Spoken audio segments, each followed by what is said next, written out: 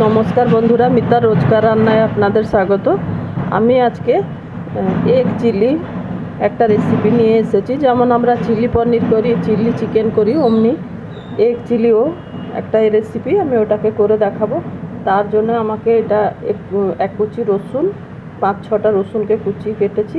আর এটা পেঁয়াজ একটু এই স্টাইলের বড় বড় করে একটু কেটেছি। এটা ক্যাপসিকাম, ধনেপাতা, আর এটা হচ্ছে কর্নফ্লোর, নুন আর গোলমরিচ গুঁড়ো। এইটাকে একটু ঘন করে ব্যাটারটাকে করতে হবে, কেন কি ডিমটা আমি সেদ্ধ করতে বসিয়েছি। আমি কাটবার পরে যখন ডুবিয়ে ভাজবো তখন আমি দেখাবো এটা। কিন্তু ব্যাটারটা একটু ঘন হবার দরকার, কেননা ওটা ওর ওপরে ওই ডিমটাকে পুরো কোট হবে। ওতে করার সময় দেখাবো।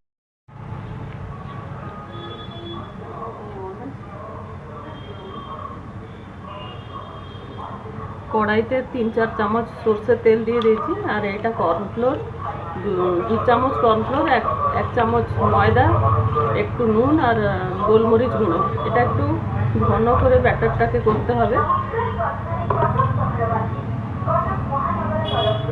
আর এই ডিমটাকে এইভাবে আমি 4খানা করে, একটা ডিমকে সেদ্ধ করে এটা 4খানা করে ভেজে কেটে রেখেছি।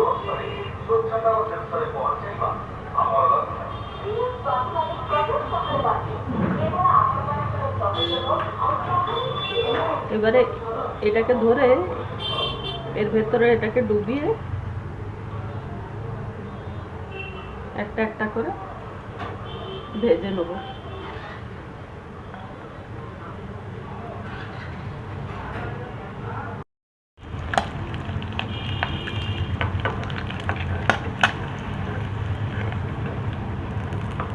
এগুলো ভাজা হয়ে গেছে, এগুলোকে আমি তুলে রেখে দিচ্ছি।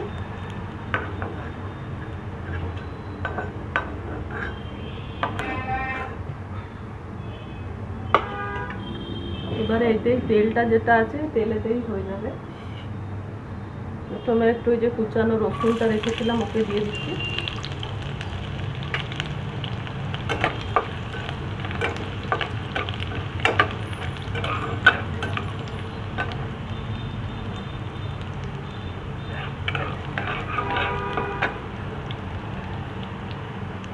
এবার এই পেঁয়াজটাকেও দিয়ে দিচ্ছি আর ক্যাপসিকামটাকেও দিচ্ছি।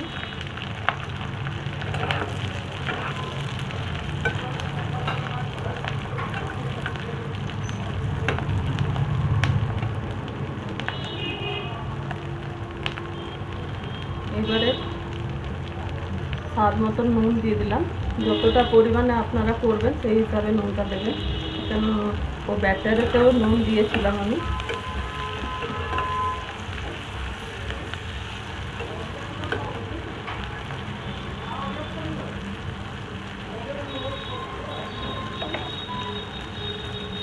চিলি ফ্লেক্স একটু দিয়ে দিলাম এর ভিতরে।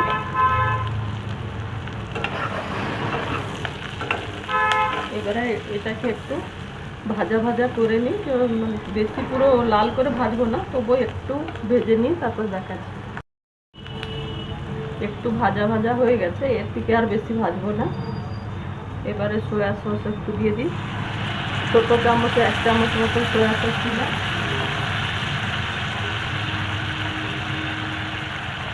এটা টমেটো কেচাপ দিলাম, বড় চামচে 1 চামচ মতো।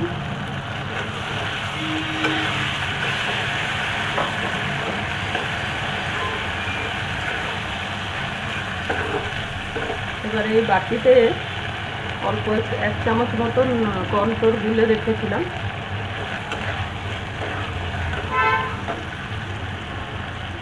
এটা দিয়ে দিলাম।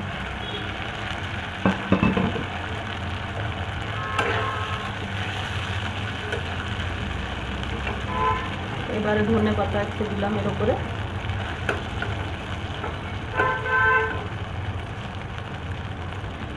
এই যে ডিমগুলো ভেজে রেখেছিলাম এর উপরে দিয়ে দিলাম। গ্রেভিটা খুব কম করেছি আমি, যদি আপনারা গ্রেভি বেশি খেতে চান তাহলে আর একটু জল দেবেন। আমি বেশি আর জল দিচ্ছি না, এই থাকবে। এবারে গ্যাস বন্ধ করছি।